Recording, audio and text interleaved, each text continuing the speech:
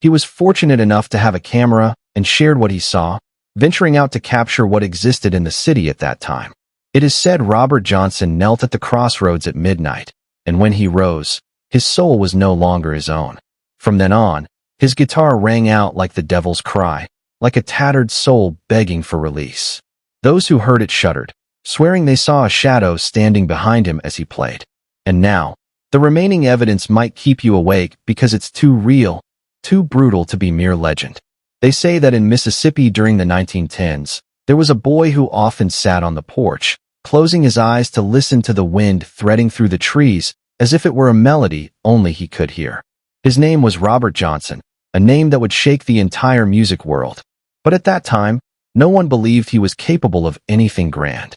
In the eyes of the world, Robert was just a skinny, dark-skinned child, forever dreaming amidst the stark white cotton fields, the most brutal contrast the American South could produce. Robert was born in 1911 into a family all too familiar with instability. His mother, Julia Major Dodds, had to leave their former home due to unspoken laws, the kind that forced people to divide every breath of freedom. Mother and son moved from one region to another, never staying put for long. At every place she passed through, Julia left a piece of herself, a bit of hope, a bit of fear. As for Robert, he learned to memorize the sounds of each region, from the murmuring of the Mississippi to the grinding of wagon wheels on the dirt roads of Memphis. In Memphis, something strange happened. Robert went to school. At that time, this was almost unheard of for a child like him.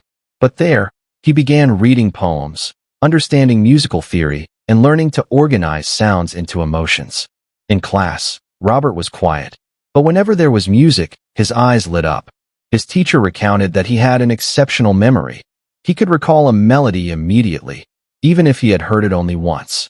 No one expected that the child with such acute hearing was also a terrible guitar player. He tried, but his strumming sounded like a wound that wouldn't close.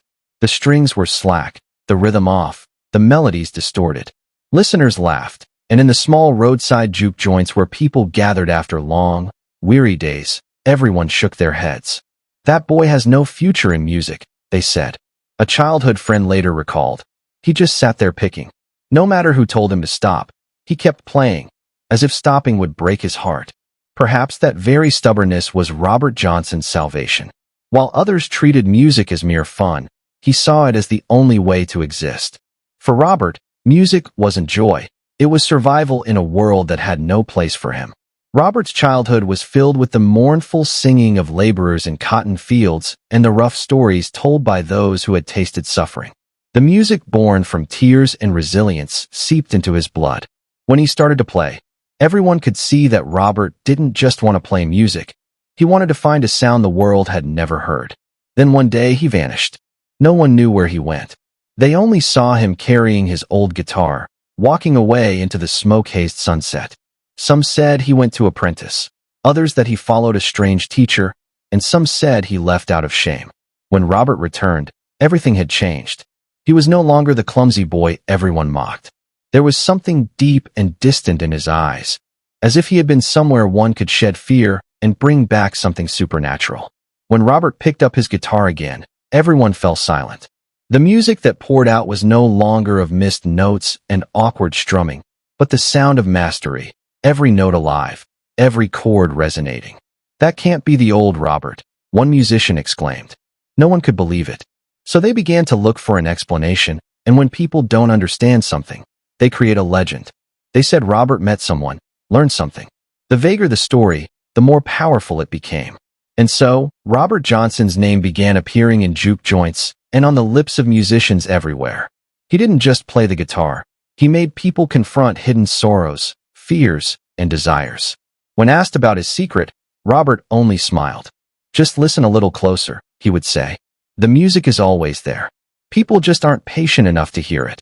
That answer made people uneasy, because listening closer meant hearing what they didn't want: loneliness, loss, and longing. One night, someone said that when Robert played, even the wind stopped. The whole world seemed to pause to listen. Some claimed they saw Robert's shadow move strangely, swaying like it had a life of its own. As time passed, Robert grew quieter, walking alone, as if running from or searching for something. He recorded only 29 songs in his lifetime, but each one was like a confession, filled with pain, solitude, and the yearning for recognition society wouldn't give him. Blues for Robert wasn't just music, it was the voice of those forced into silence. His melodies made listeners feel their hearts tighten, not from fear, but empathy. The boy once ridiculed for his poor playing made the world stop and listen. What made his music great wasn't magic, but loneliness so deep it became genius. One summer night, under a blood-tinged sky, Robert walked along a dirt road toward a place where two highways met. He had heard of the crossroads, the place where people whispered you could meet a spirit who could grant you talent beyond measure. That night, the wind carried the scent of damp earth and whiskey. When Robert arrived, it was midnight. No lights, no people, just silence. He placed his guitar on the ground and knelt, head bowed, as if praying. Then he heard footsteps. A tall man appeared from the darkness, silent and imposing. Without a word, he reached for Robert's guitar, tuned the strings, and began to play. The music was inhuman, both beautiful and terrifying. Every note pierced Robert's heart. When the man handed the guitar back, he whispered something faint, perhaps words, perhaps a breath. Then he vanished into the shadows. When Robert played the guitar again, the sound was different, powerful, haunting, alive. The next day, when he performed in town, people couldn't believe their ears. His guitar sounded like two instruments at once, one playing rhythm, the other playing the soul. Rumors spread. Some said he met a spirit. Others said he met the devil. But Robert only smiled whenever asked, his eyes distant and sad. He spent nights with his mentor, Ike Zimmerman, practicing in graveyards because, as Zimmerman said, the sound carries better among the dead. People began to whisper that Robert learned to play from ghosts. Some even claimed to see him sitting across from a tall shadow in the graveyard, playing under the moonlight. As his fame grew, so did the unease. People loved his music but feared the stories surrounding it. Each song carried something eerie, as if two souls were playing together. He sang of crossroads, devils, and hellhounds on his trail. His lyrics felt like confessions, as though he was haunted by something unseen. In Crossroad Blues, he sang, I went down to the crossroads, fell down on my knees, and listeners wondered if he was recounting that fateful night.